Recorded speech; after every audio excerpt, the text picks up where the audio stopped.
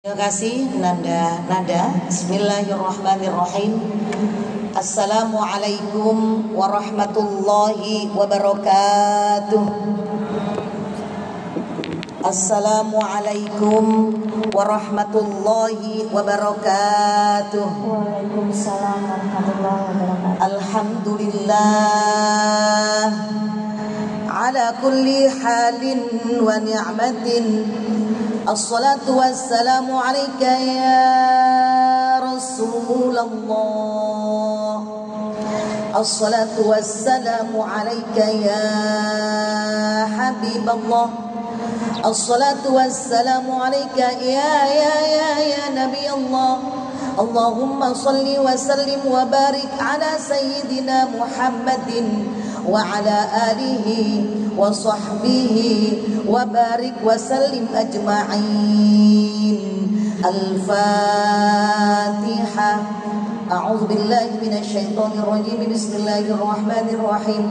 Alhamdulillahi rabbil alamin arrahmanir rahim maliki yaumiddin. Iyyaka na'budu wa iyyaka nasta'in. Ihdinas siratal mustaqim. Siratal ladzina an'amta 'alaihim ghairil maghdubi 'alaihim waladdallin. Rabbi ighfirli wa liwalidayya warhamhuma kama rabbayani shaghira. Yang kami sangat muliakan guru kami, beliau adalah Ayahanda Profesor Dr. Kiai Haji Nasaruddin Umar MA dan seluruh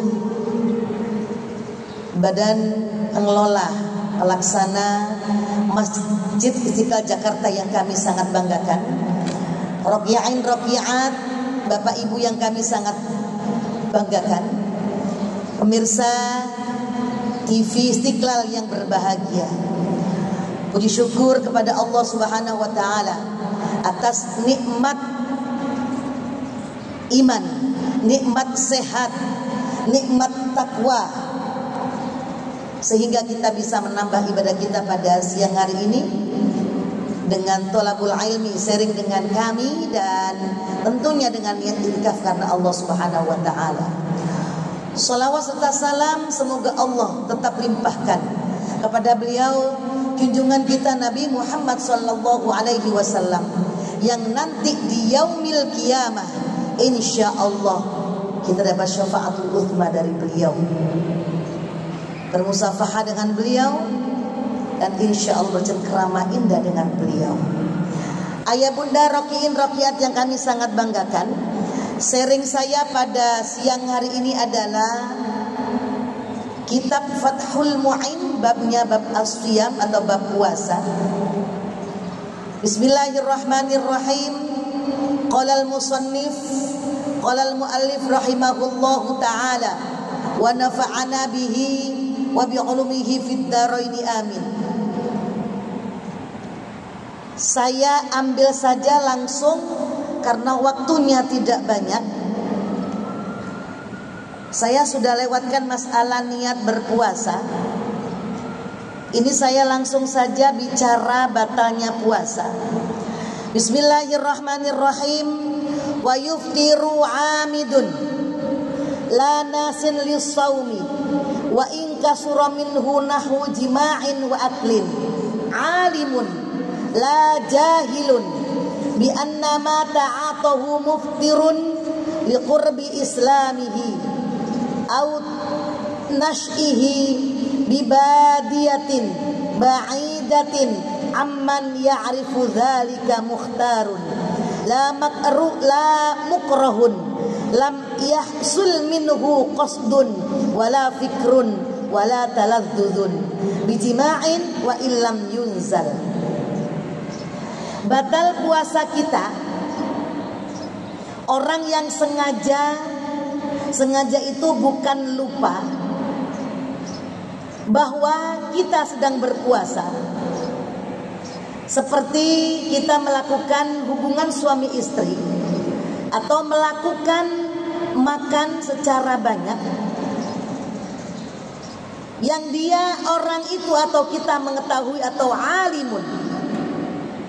La jahilun bukan orang yang bodoh, ia lakukan itu membatalkan puasa karena baru saja mengenal Islam atau hidup di belantara yang jauh dari orang-orang mengetahui hal itu. Ini intinya adalah batal puasa kalau kita melakukan hubungan suami istri dan makan apabila yang melakukannya orang yang tahu hukum.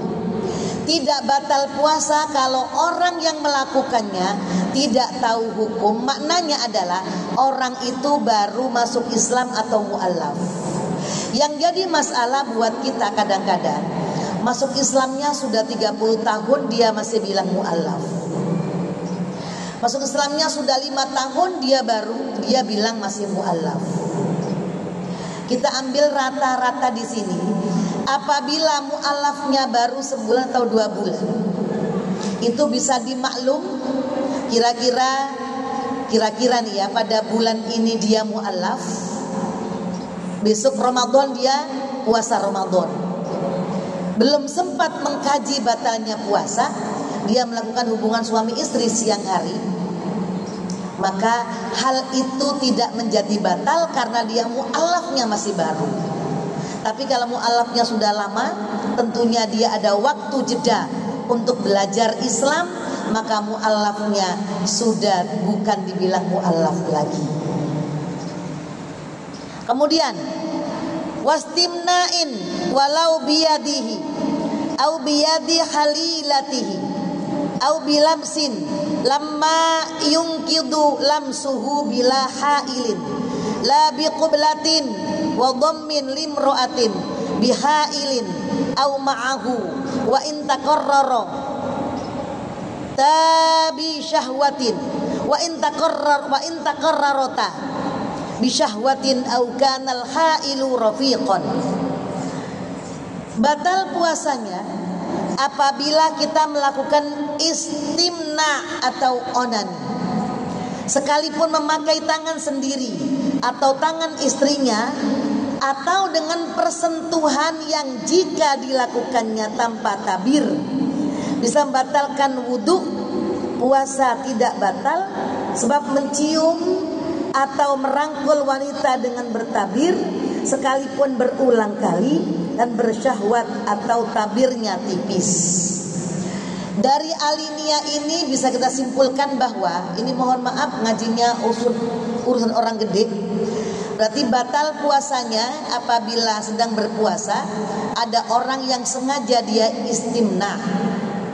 Bahasa Arabnya istimna, bahasa Indonesianya adalah mengambil keenakan dengan diri sendiri atau istilahnya dengan onani, dengan tangan sendiri atau dengan tangan istrinya.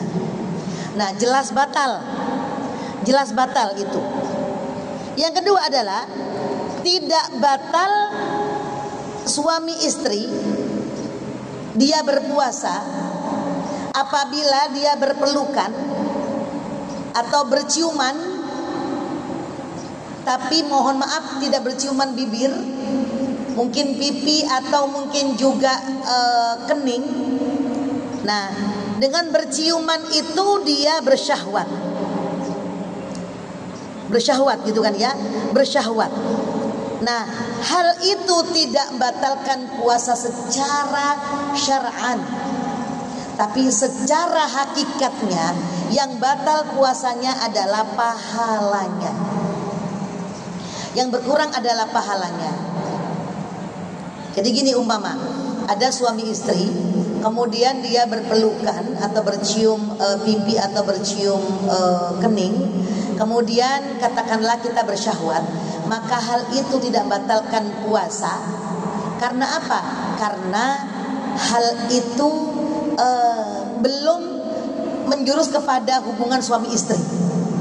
Tapi jangan lupa, begitu syahwat maka mengurangi pahalanya berpuasa. Berarti suami istri itu tidak bisa menjaga puasanya, karena hakikatnya puasa adalah imsakun, menjaga hawa nafsunya.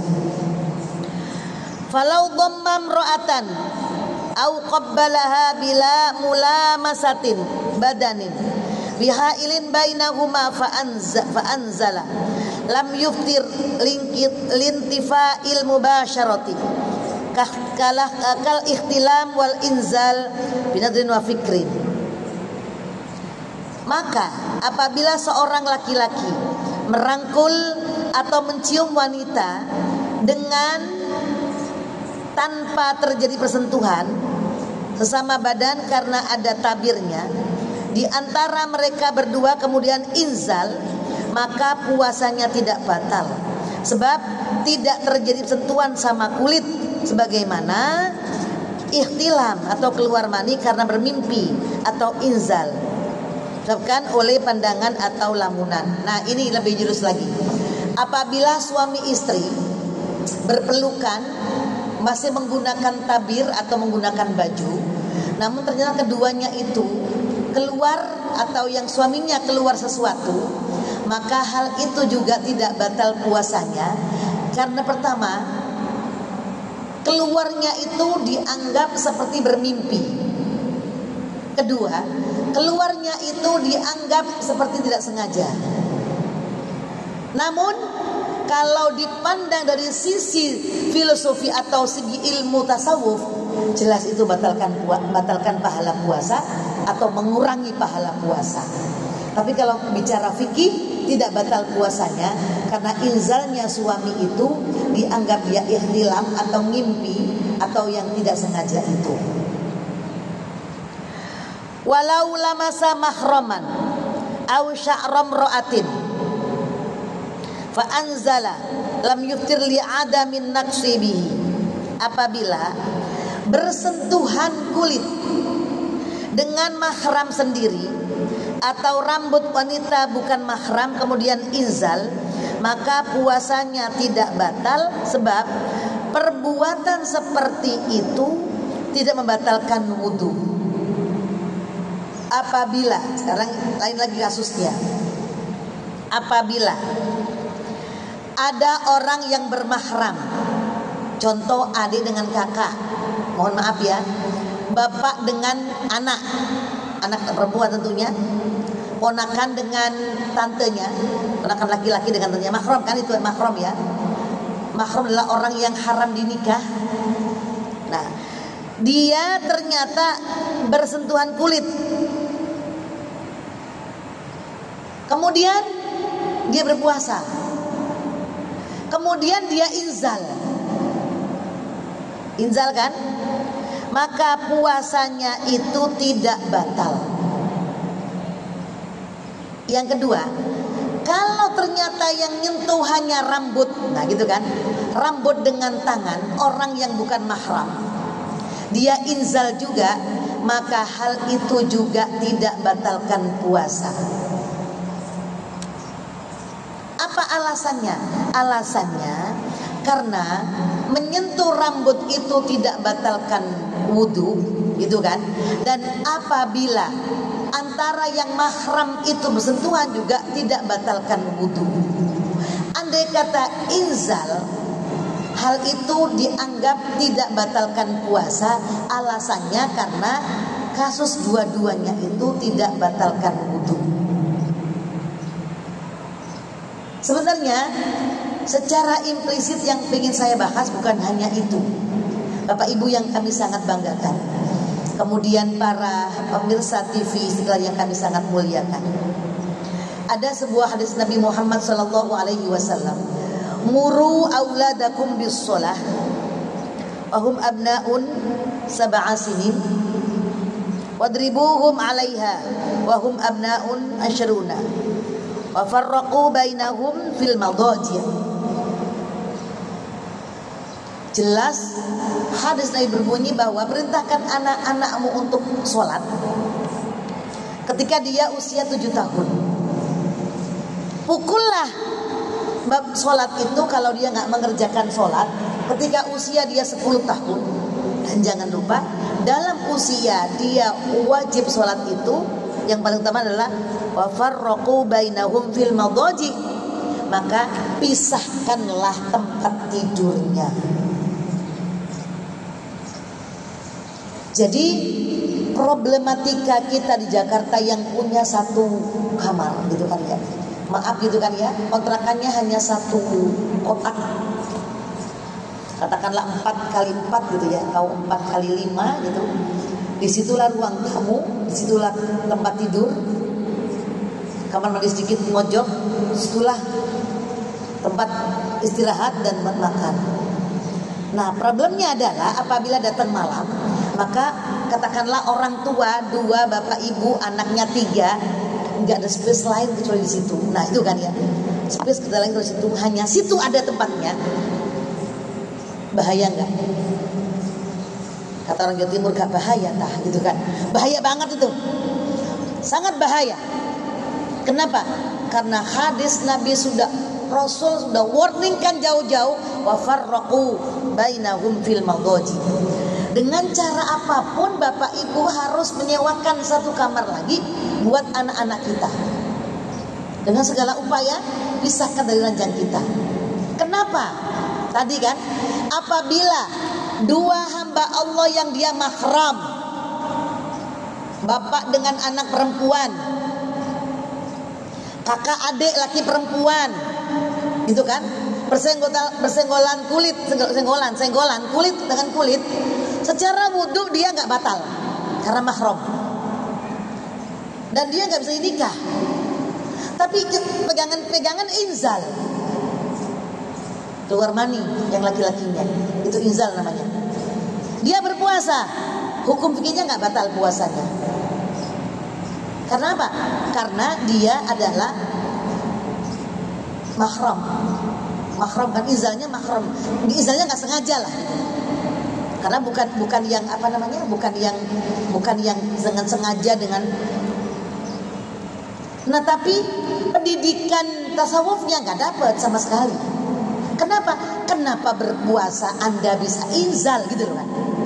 Anda tidak muru'ah dong. Berarti Anda tidak menjaga diri dong. Berarti nafsu Anda nggak ditahan dong, nggak di manage. Kenapa dengan saudara bisa keluar? Kalau dengan saudara keluar, bagaimana dengan pegang nada, pegang orang lain? Nah gitu kan? Dia harus ada pendidikan seks di sini supaya apa? Supaya betul gitu loh. Supaya tidak keluar di mana-mana gitu kan? Nanti sono keluar, sini keluar. Ini ada pendidikan yang kurang pas di sini. Nah makanya pendidikan seks ini kepada keluarga sangat diperlukan. Kenapa diantaranya? Pertama, pisahkan ranjangnya atau kasurnya apabila anak kita sudah usia sholat 7 tahun. Gak boleh tidur campur dengan orang tuanya. Karena apa? Takutnya dia meniru KKN langsung perbuatan orang tuanya. Jangan dikira bapak ibu, mohon maaf, jangan dikira gampang udah merem dia. Lah, udah merem, kalau dia meremnya pura-pura bagaimana? Kita aktivitas kitanya berdua suami istri halal, tapi membuat apa? Membuat trauma, ajaran yang gak baik, akhlak yang gak baik sama anak. Sampai gede dia akan trauma seksualnya nampak dia. Ya tadi itu kan akhirnya apa? Megang adiknya, masa iya keluar? Harusnya nggak keluar kan? Nah karena mungkin dia didikannya ngelihat orang tuanya dulu itu, atau maaf, dia lihat film-film yang di medsos dia, yang film-film porno itu kan. Maka pendidikan medsos juga harus digalakkan kepada anak-anak kita.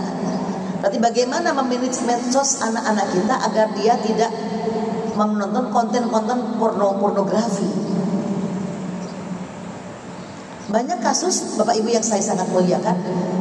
Ini mohon maaf, ini sedikit ada kasus yang memang betul adanya. Ibunya kerja di luar negeri. Jadi pekerja luar negeri lah gitu ya.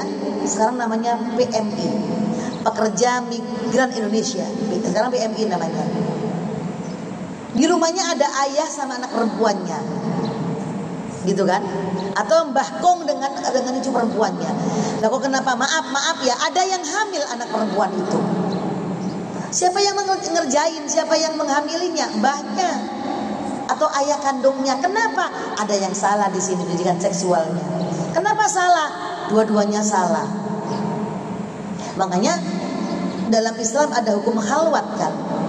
Jadi ketika bicarakan nggak apa-apa bapak dengan anak, nggak apa-apa kakek dengan cucu perempuannya. Tapi kan hukum halwatnya kena kalau dia tidak mengendalikan seksualnya, kalau dia nggak memanage seksualnya. Halwat itu dengan perempuan, laki yang lawan jenis kata Rasul. Ketiganya setan. Tapi di sini ternyata yang muhram, yang mahram aja ternyata ketiganya setan. Ini kan yang dibilang pendidikan seksual yang luar biasa kan. Ini jangan bilang semua tabu gitu kan. Akhirnya apa? Akhirnya demi ambil hukum madorotnya lebih banyak daripada manfaatnya, hukum halwat berlaku bagi bapak dan anak perempuan itu. Berlaku juga buat kakek Bu Dewi udah tua kan orangnya, syahwatnya masih muda, nafsunya masih muda.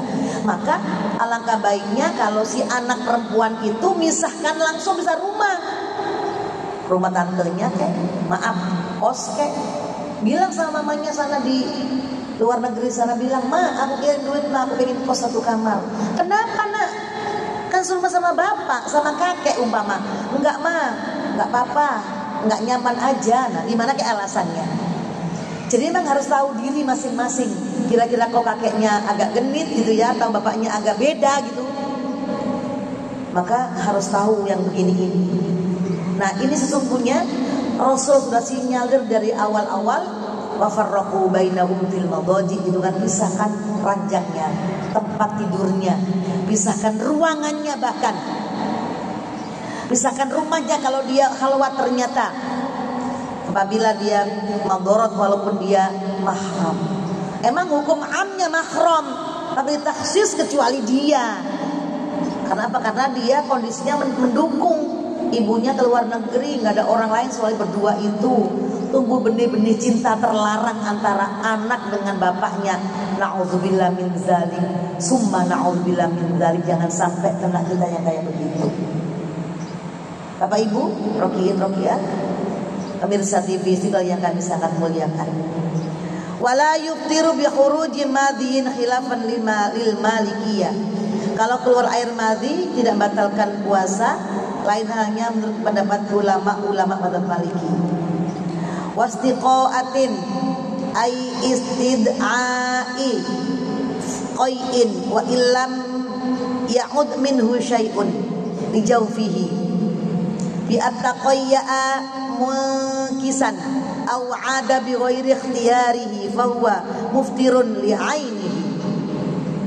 Batalnya puasa berikutnya adalah apabila orang itu memuntahkan sesuatu dari perutnya dengan sengaja, sekalipun muntahan itu ditelannya kembali.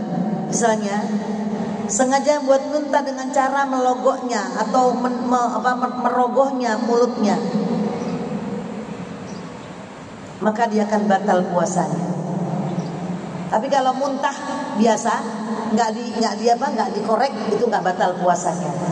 Bapak masuk angin, ibu masuk angin, muntah sendiri gitu nggak masalah. Tapi setelah muntah minum teh manis, yang batal bukan muntahnya, teh manisnya yang batal. Apakah boleh nggak setelah muntah itu kita nyium minyak kampak atau minyak kayu putih? Gitu kan? Itu makruh hukumnya, tapi nggak apa-apa kalau sakit laksanakan saja, mencium aroma-aroma yang hangat-hangat agar tidak muntah kembali. Yang paling pas memang dicium, jangan banyak-banyak takutnya batal. Yang paling pas dioleskan di perut dan di punggung dan di mana saja agar nggak masuk angin, gitu kan? Amma idza ghalabahu wa lam ya'ud minhu aw min riqihil munajjisi bihi syai'un ila jawfihi ba'da wusulihi li haddil zahir aw 'ada bi ghairi ikhtiyarihi fala yuftiru bihi lil khabari sahih bidzalika la bi qal'i nuhamatin minal batni awid dimaghi ila dhahiri fala yuftiru bihi illa fi dhahali takarruri al hajati ilaihi amma law ibtala'aha ma'al qudrati ala lafziha ba'da wusuliha li haddiz zahiri wa huwa makhrujul ha'i al muhmalati fa yuftiru qat'an.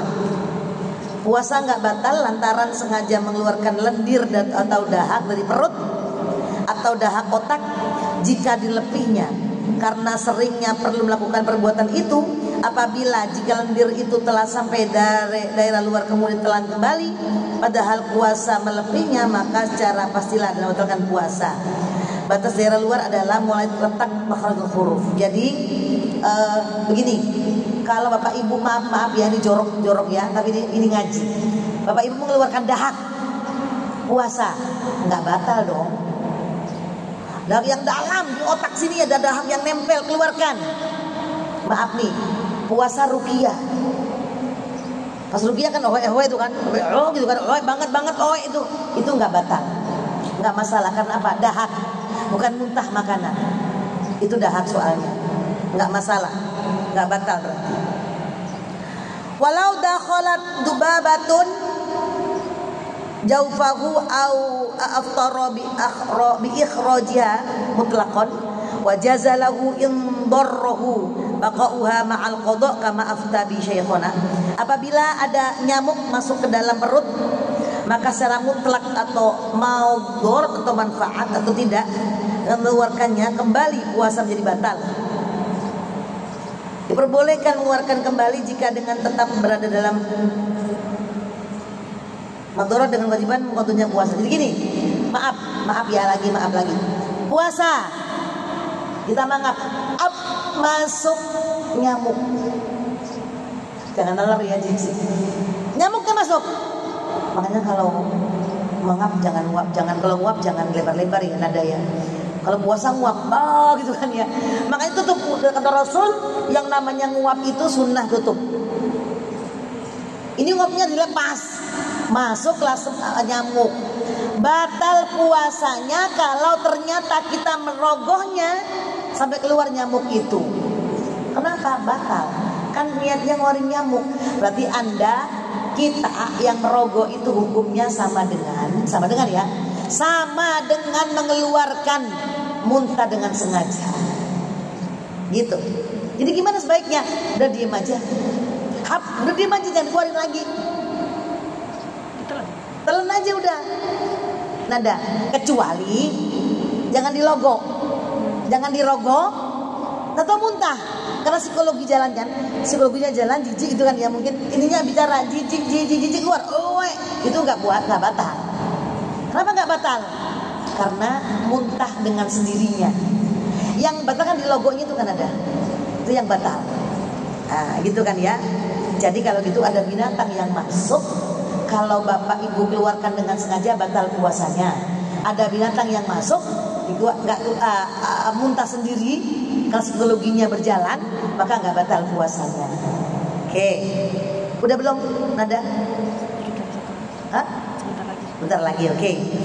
Wa yuftiru bidukhuli ainin in qallat ila ma yusamma jaufan au jaufa man marra kabatini uzunin wa ihlilin wa huwa makhraju baulin wa labanin wa illam yujawizil hasyafata awil hulmata. Puasa batal sebab masuknya benda yang tampak, bukan masuk udara, sekalipun hanya sedikit ke dalam bagian sebut jauf atau rongga dalam. Orang sebut di atas yang sengaja tahu hukumnya dan tidak terpaksa. Seperti apa? Ke dalam rongga perut, ke hidung, rongga saluran air kemih atau saluran air susu, sekalipun tanpa melewati penis atau puting susu. Jadi gini. Lubang-lubang yang perlu dijaga saat puasa adalah lubang hidung, lubang mulut, lubang telinga, lubang zakar atau farji, atau lubang anus. Nah, apabila lubang-lubang itu kemasukan sesuatu, bendanya apapun, gitu kan ya, bendanya apapun,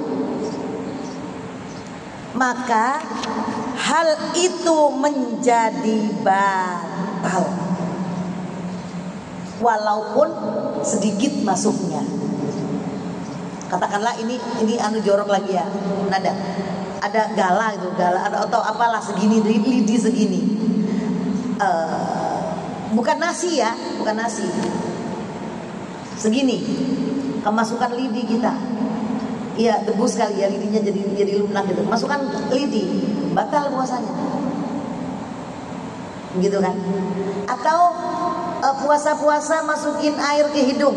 Nah, gitu kan ya. Sampai ke jauh sini, ke rongga sini, maka batal puasanya. Maka dilema bagi teman-teman yang agak fanatik ketika dia masukin air ke hidung gitu kan. Istinsyak namanya. Puasa-puasa umurnya heboh, umur. Terus umur dia masukin ke hidung, tarik, cerot. Jangan lupa ini hukumnya batal apabila jauh itu, rongga-rongga, bolongan-bolongan tadi itu yang saya sebut tadi masuk sesuatu. Apalagi air. Air kan sifatnya kan gampang mengalir. Nah, itu lama-lama dia bisa masuk tenggorokan. Nah, maka praktis omongan saya adalah tak usah nyedot air di hidung saat berpuasa. Nyedot air di hidung sunnah. Nyedot air di hidung takut batal. Mau pilih yang mana? Tinggalkan yang sunnah daripada nyedot batal. Maka begitu zuhur, kalau pagi kumur masih boleh, masih sunnah pagi.